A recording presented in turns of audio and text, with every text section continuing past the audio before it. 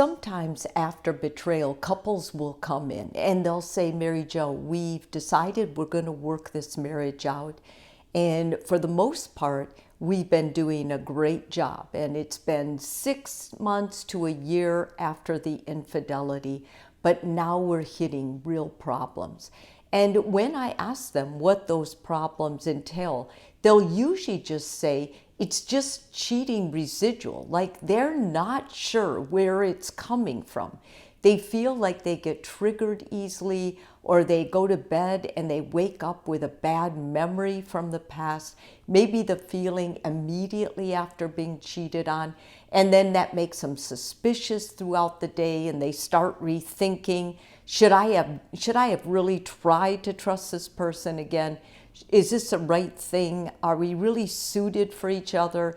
Does this person really have my back? And all these other negative worries start coming into play. So I thought it would be helpful if I actually gave you the most common things that can sabotage your relationship after betrayal. And this is for those couples who are going for long-term commitment again, long-term marriage, like they're back in it and they really want it to work. The first thing is unresolved trust issue. And the way you know this is because there'll be periods of constant suspicion. Checking phones or monitoring can create a cycle of tension. Like the more you do that, the more you'll get your mind looped around this inner tension. And on the other hand, ignoring your own mistrust and pretending everything is fine can lead to resentment or possibly being having explosive conflict later. So you are looking for that middle ground here, because either extreme of that is going to backfire on you. The second thing is if you have a lack of accountability on the cheater. If the partner who cheated minimizes, justifies, or refuses to talk about it, healing stalls. And I've seen this time and time again, and I get it, because the person who cheated, it's painful. And whenever it comes up, it reminds them what a jerk they were. And so what they do is they're like, can we just stop this and go forward? I'm not that person that I was. But yes and no, your partner cannot just move forward. And the reason is because this hurt was deep. And it is deep. And the more you try to push past it by not talking about it, the worse it's going to be for your partner. True reconciliation usually requires acknowledgement, remorse, and a willingness to answer the difficult questions. Avoiding deeper issues is the third thing. Some couples that have been through cheating, sometimes the cheating is a symptom of other relationship problems, a lack of intimacy, communication gaps, unmet needs. When partners don't know how to talk so that they can relay their needs and feel like their partner hears it, so their partner can help support those needs and answer them, then that is a real underlying deep issue after betrayal that needs to be addressed. And if those issues aren't addressed, then the risk of disconnection or repeated infidelity is going to be there. Bringing up the affair after every conflict. Okay, it is very common in the initial stage, whenever the two of you have an argument, the person who was betrayed will bring it up. You even went and did this, or I can't believe that you did this, or you were so insecure that you did this. And no matter what you say during that time, bringing it up in every conflict only tears you further apart. There needs to be a balance between processing the hurt, what you went through as the betrayed partner, and not letting it dominate every disagreement.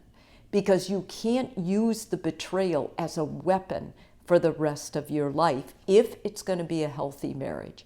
Rushing forgiveness. Rushing forgiveness is feeling pressure to get over it quickly or to suppress what you're feeling. Feeling often takes a long time, and it's much longer than either partner has ever expected. And so what you need to do is you need to give yourself a break here. You need to tell your partner up front, I'm not over this yet. I'm sure I will work it through. We will work it through. But as of right now, it's a soft wound for me. It's open. And it's just going to be that way. When your partner can look at you and understand that and take ownership of that and feel remorse about that, now that's a couple that can actually make it work in their marriage going forward to create something better. A lack of boundaries. If the cheater maintains contact with the affair partner and doesn't set clear boundaries with others or engages in secrecy, then the trust will be further deteriorated and you can't rebuild it. So you make sure that you're both on the same page. If you decide that you're going to make this relationship work, that means it's the two of you. Any third person must be eliminated. They must be blocked. They must be totally broken up with. There can be no contact. If there's constant contact with that third party, then you're really setting your relationship up going forward to fail. Neglecting self-work. This comes up quite a bit after infidelity. The partner who has been betrayed, as well as the partner who betrayed, often has put so much energy into healing this terrible wound that they've forgotten the importance of taking care of themselves. The betrayed partner may lose themselves in the monitoring or controlling instead of healing, which is all that work of going to therapy, journaling, having a gratitude diary, going to the gym, going out with friends, being social again, not feeling like they're broken because their partner made a terrible choice and broke the trust. And that in and of itself is like a 6-month work program plan right there. I mean, just the self-care of getting your worth back and feeling good about yourself is not to be undermined, and it's not to be shelved. This is very important for the survival of creating a better marriage going forward. The cheater may avoid this deeper work on why the infidelity happened. And it is very important that the cheater in this case is in therapy too, not only with their partner, but by themselves. Like, how did they ever get into a situation where they made such a terrible choice that hurt the person they loved the most? Those are big questions, and the cheater has to answer that in order to heal.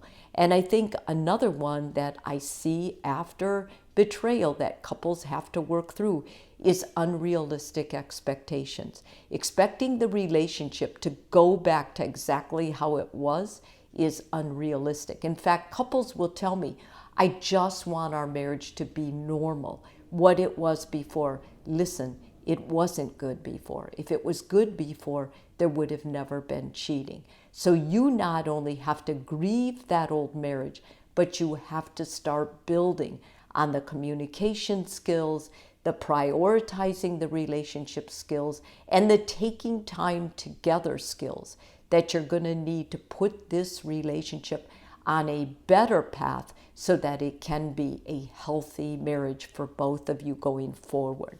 Reconciliation usually means creating a new relationship dynamic, never reinventing the old. You are not doing that.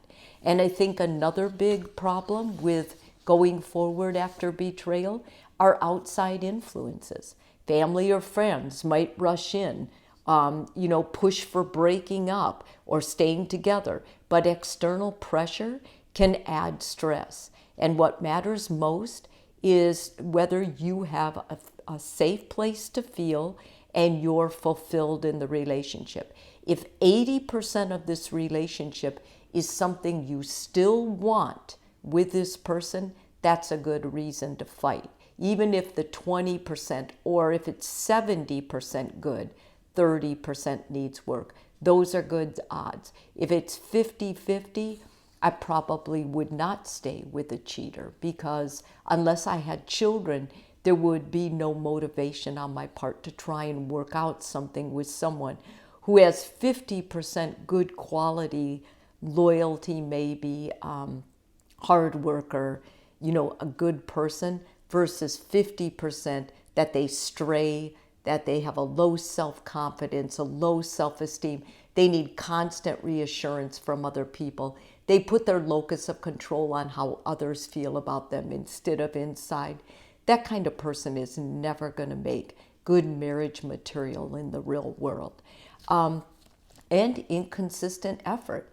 I mean, working on a marriage and recreating a marriage after betrayal is hard work. And I think a lot of couples idealize it, like, yes, let's do that. Stand by your man, stand by your woman. But the bottom line is it takes a lot of work. And you can't give it all you got one day and the next day fall completely apart. Because then inconsistency tells your partner, don't trust me.